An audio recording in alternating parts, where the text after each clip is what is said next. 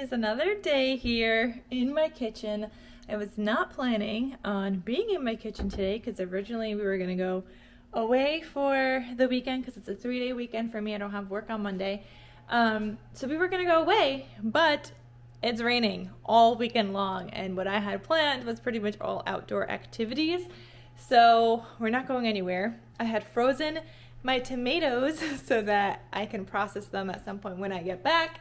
Well, now I'm defrosting them because now I'm home. So I got this 2-gallon bag of tomatoes that I had already cut in half and I cored.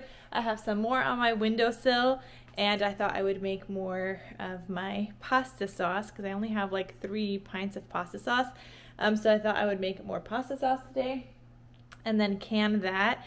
I have sourdough banana bread in my oven that will be ready in about 10 or so minutes. And I also need to chop up my onions. So the onions I got in my last video you guys saw, I did not chop them up yet. Instead of this week, during the week, I had processed my apples that I also got in the last video. You guys saw my Costco delivery. So I processed all my apples this week.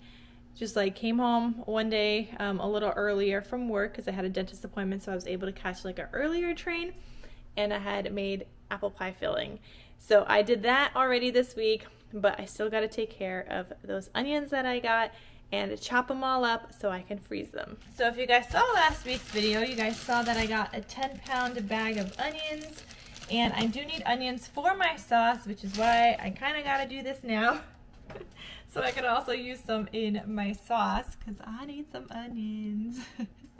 It's just like the sauce recipe, but I am going to be just chopping off the ends of the onion, peeling them, and then I will get them chopped up in here. I'm thinking that this is a good size. No, you know what? Maybe there's a smaller one. Well, this is the smaller one, and I'm kind of wondering which size I want to do. I think we might do the smaller size for the onions. All right, and I will have this chopper linked down below because it is a great tool to have in the kitchen. Oh my God, these onions are gigantic. What is this onion? This is humongous. All right, I don't know how we're gonna go through all of this, but okay. Here we go, guys.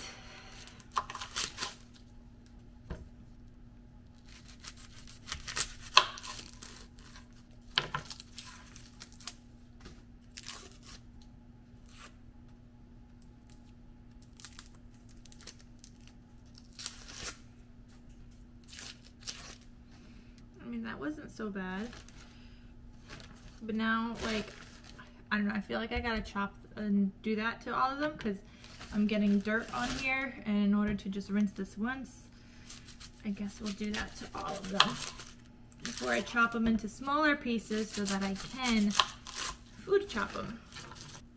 And if you wash your onions and stuff ahead of time, you could totally save the peels and everything to make broth, and you could just use the ends and the peels.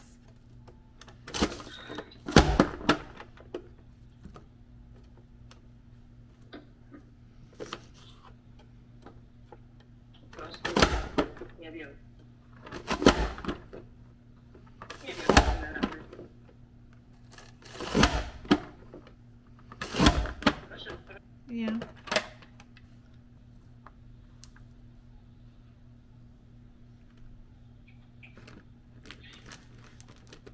You gotta cut an inch or 2 off of those tails.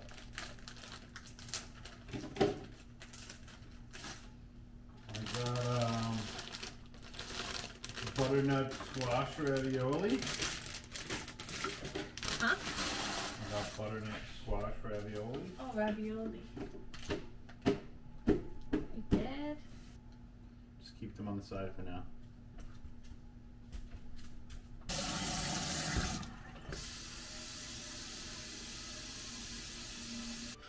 Babe came home with some flowers from Costco. Alright guys, I finished all of my onions. I got 1, 2, 3, 4, 5, another cup of onion, and then another part of a bag. So like pretty much like 6 quart-sized bags of onions that I could put in my freezer, and I could just use them and add them to whatever recipe I want. Fantastic time saver, guys. Alright guys, I'm gonna start making my pasta sauce. So I need about a tablespoon of olive oil in there. Hope that's a tablespoon. It says 60 tomatoes, about 20 pounds. I don't know if I have all that. So we shall see, but I got my cup and a half-ish of onion that's gonna go in there. Recipe said a cup, we're gonna do a cup and a half. So you didn't buy any garlic by any chance? I think you probably have some somewhere else, you just don't know where it is. I gotta go through my freezer and see if I have any more garlic, because I'm using 3 cubes of my garlic in here now. Oh god, I already burnt that.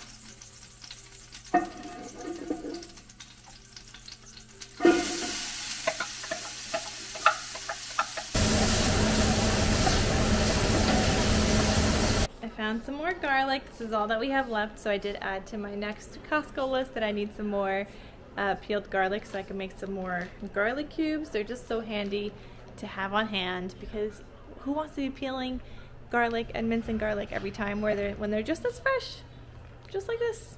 Alright guys, so my tomato has cooked down, or not cooked down, but defrosted is what I'm trying to say. So it has defrosted a little bit. I'm going to take my Vitamix blender and I'm gonna blend it up now in here so that then I could cook it down until it's like reduced, like halfway, before I add in the basil and all that other fun stuff. Actually, it's really just basil. This recipe doesn't even have salt in it.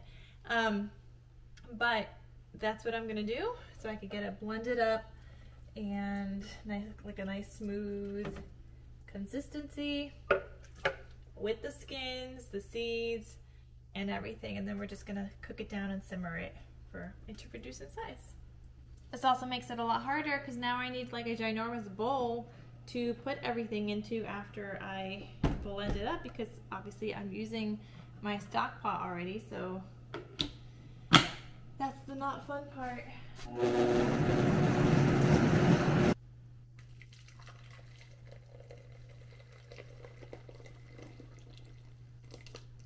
And now to transfer it back into this pot.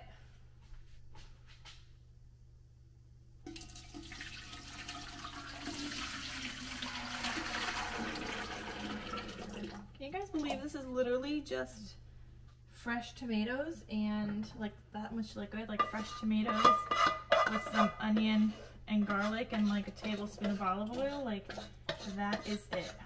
Alright guys, it is time to work on my pretzels. So I have 1 cup of water that I just gotta heat up and make that hot. So I'm gonna heat that up at the microwave. And then I'm gonna be using my KitchenAid bowl again. So I need my sugar again. 1 tablespoon of sugar. So I just refilled this because babe went to Costco this morning. Alright, so 1 tablespoon of sugar. We are going to be using another tablespoon later on when we go to bake it. And then I need 2 tablespoons of butter. I have 3 tablespoons here. So I'm just going to chop that and make sure I get my 2 tablespoons.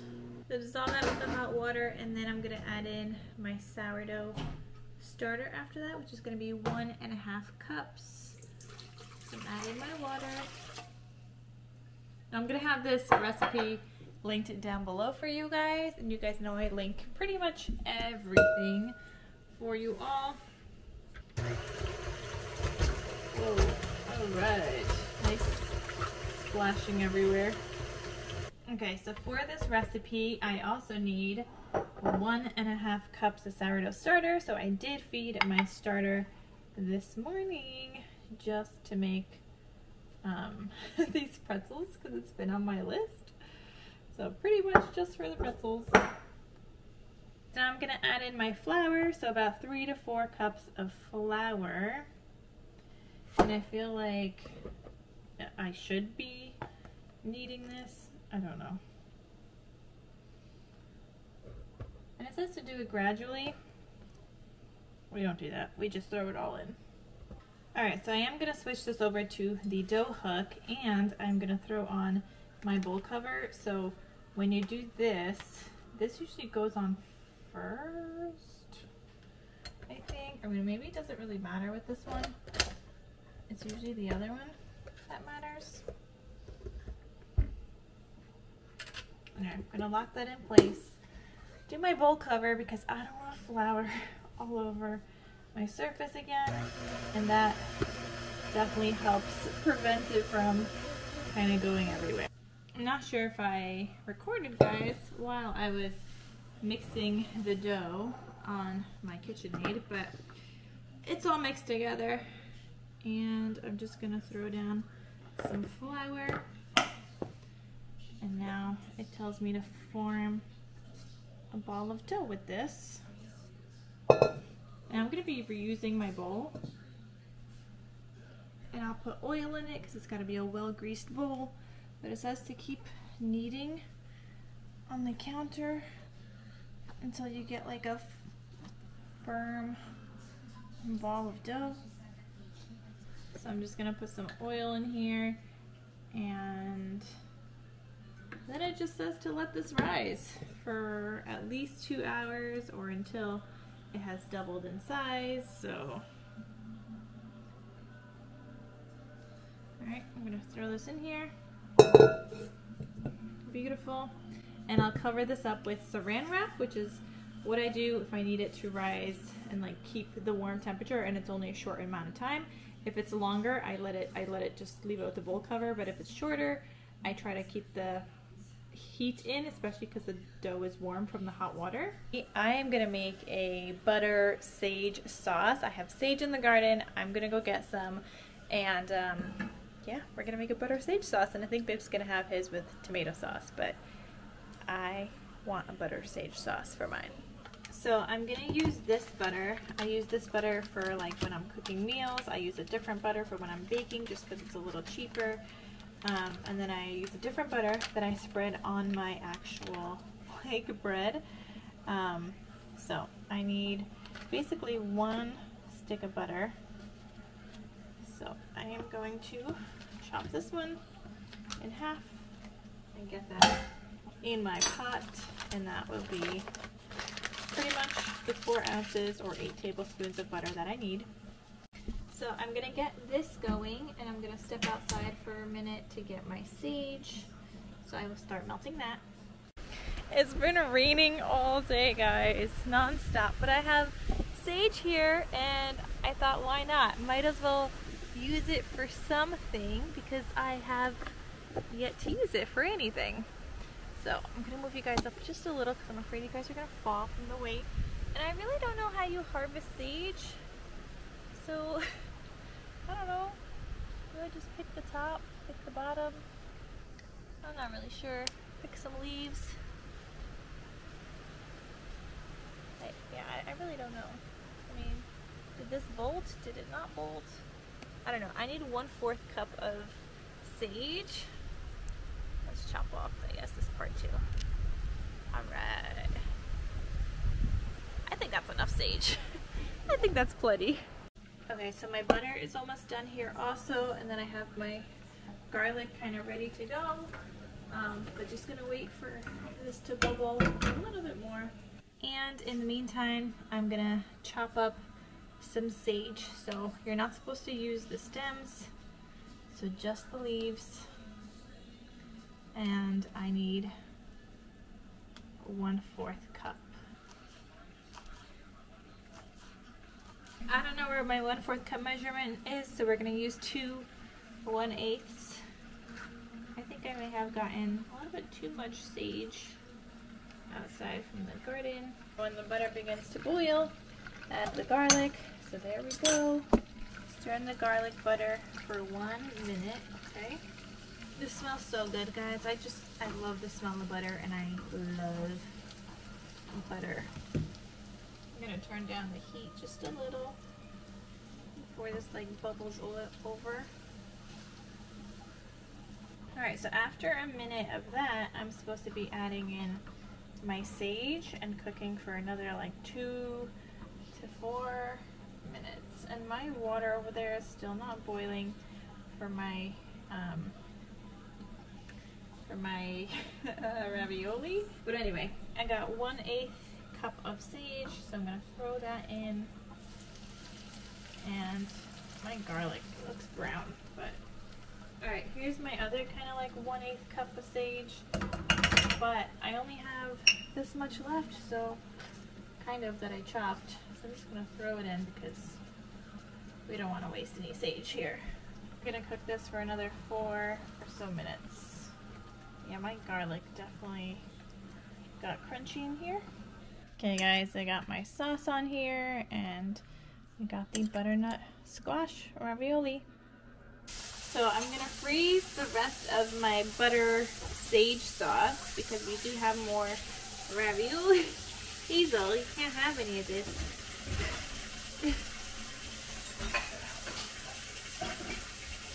This sauce made the butternut squash like so delicious, guys.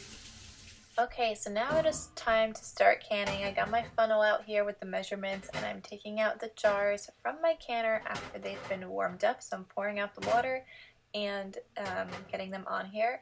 Then I'm putting in a tablespoon of lemon juice, and it has to be bottled lemon juice. I wish it didn't have to be. I wish I could use fresh squeeze, but something about the pH has to be bottled lemon juice. So I added in a tablespoon into each pint-sized jar.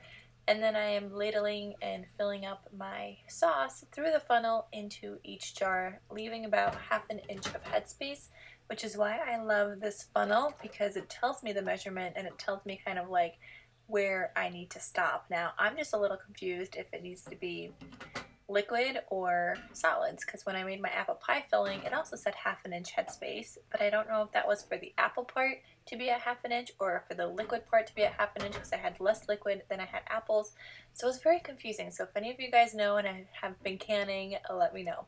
But then I just wiped the jars, the rims of the jars, with some paper towel with some vinegar on it, making sure they're nice and clean, and I added in the lids. And now I'm just putting them into my pressure canner. I will be pressure canning this just because I feel like I have more success than I do with water bath canning. Okay guys, all of my jars are in the canner. I am pressure canning it. I don't remember how long I did it last time. I want to say 15 minutes, but this time I'm doing 20. I don't know if that makes a difference. I'm learning. But I was following like a tomato sauce recipe, like a basic tomato sauce recipe originally, and then processing time for that, which was 15 minutes from my book for the Presto canner. But then I saw the spaghetti sauce recipe that had onion in it and garlic, which I have in mine, and that one said 20 minutes. So I don't know. My pizza sauce and everything has been fine, but I decided I would do the 20 minutes this time. Alright guys, so my dough is ready. I don't know, set to punch the dough. Okay. Great.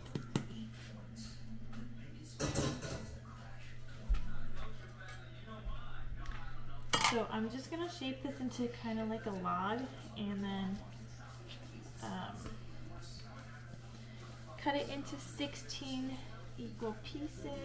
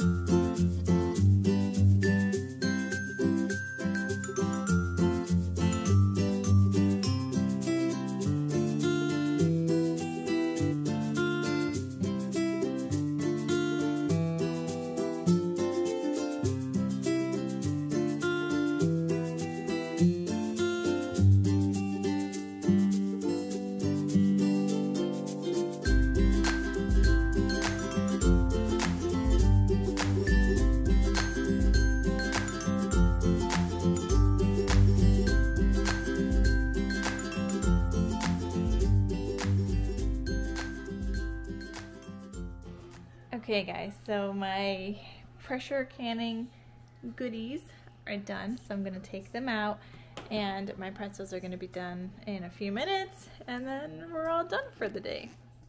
Here we go. Let's just hope they all sealed. That's why I actually wanted to pressure can instead of water bath can, because I seem to have better luck with the pressure canning.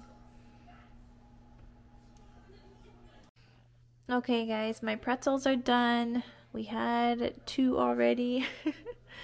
They're good, but some, like, I put them back in and they came out a little crunchy, so they're not as good as I had made before. They definitely got a little too crispy, but they are still good. There's my banana bread, my canned goods, and that will be everything. So that is everything for today's video. I hope you guys enjoyed today's cook and bake with me, and I will see you guys in my next video. Talk to you soon. Bye.